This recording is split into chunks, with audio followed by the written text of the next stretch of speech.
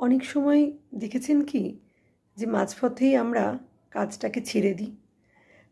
যে কোনো কাজ নিয়ে আমরা দেখেছি যে আমরা মাঝপথে কাজটাকে আর করি না। মনে হয় যে এই কাজটা আমার জন্য নয়।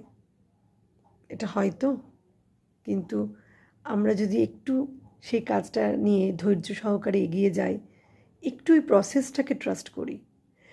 প্রত্যেকটা কাজ একটা কিন্তু প্রসেসের মধ্যে দিয়ে যায়। সেই প্রসেসটাকে কিন্তু ট্রাস্ট করতে হবে। ধরুন আপনার জ্বর হয়েছে, আপনি তাড়াতাড়ি ওষুধ খেলেন, আপনি ভাবলেন যে ম্যাগির মতন 2 মিনিটে হয়ে যাবে, 2 মিনিটে কাজ হয়ে যাবে আপনার। হলো না, একটু ওয়েট করতে হবে না? এই যে ধৈর্যটা কিন্তু আমাদের আনতে হবে। আর ধৈর্যটা কী করে আনবো? যে প্রসেসটাকে ট্রাস্ট করতে হবে। সব বিষয়ে আপনি একটা কিছু শিখছেন, আজকেই তো সব কিছু একদম পারফেক্ট হয়ে যাবে না। বা আজ আপনি একটা নতুন ব্যবসা শুরু করেছেন, আজকেই একদম সফলতার মুখ দেখে ফেলবেন তা হবে না। আজকে আপনি নতুন একটা